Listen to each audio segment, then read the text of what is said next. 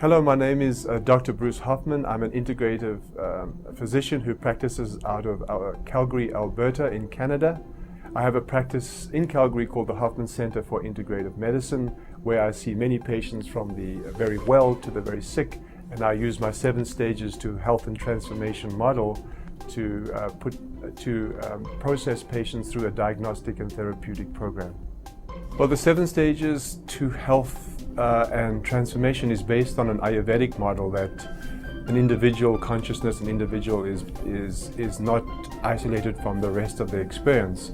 So we base it on the fact that there are these 7 layers of experience, the first being the external environment, and in that level we look at all the diagnostic possibilities for toxicity, and we look at detoxification possibilities. So patients come in with specific symptoms, and we through specific labs look at what toxic burden they may be carrying, and then refer them appropriately or do intravenous therapies or whatever detox therapies are necessary. The second level has everything to do with the physical body and also the structure that we carry, so the biochemistry and the structure of the physical body. And this is where traditional medicine comes into play, as well as the principles of functional medicine, anti-aging medicine, hormone therapies, etc. So at this level I do my traditional workup, plus I do a lot of functional medicine testing.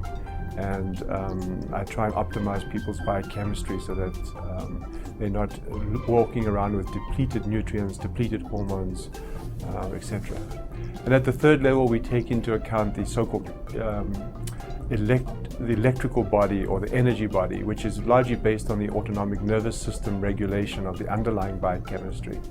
And at this level, I look at many of the principles of energy medicine, German biological medicine, as well as the effects of man-made electromagnetic fields on the underlying autonomic nervous system regulation of biochemistry.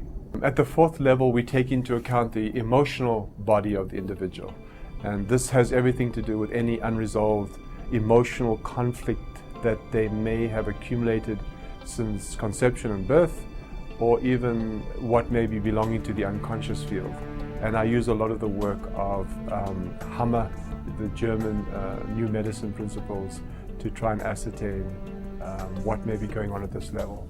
And we use specific techniques like emotional freedom technique or thought field therapy to initiate therapy at this level. At the 5th level, we look at the ego structure of the individual or the intellectual body.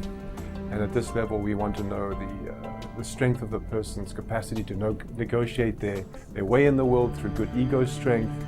And we look at the content of their mental field and their mind. We look at their values, their beliefs, and their capacity to be present in the world with relative strength and fortitude. And at this level, the predominant issue we look at is the belief system the person carries.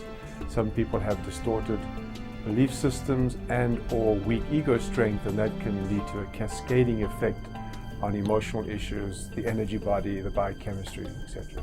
At the 6th level, we talk about the soul body, and the soul body has everything to do with that deepest part of who people are. The body changes, the mind changes, things come and go, but there's an ever-present witnessing component to a person's experience, and we're interested in what that may look like in the unfolding of a person's fate and destiny. Concurrent with that, we look at the family soul and look at the system from which a person came from, the family ancestry and the relative health or disease within a family system. And for this I used Hellinger's family constellation therapy.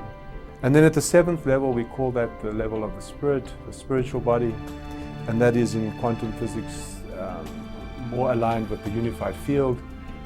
It's that ever-present domain from which we all came and probably to which we all return, and it too can form a great source of inspiration, information, energy and connection when we turn upwards and give up our so-called connection to our ego-based identity and literally surrender to an intelligence that is presumably much greater than ourselves.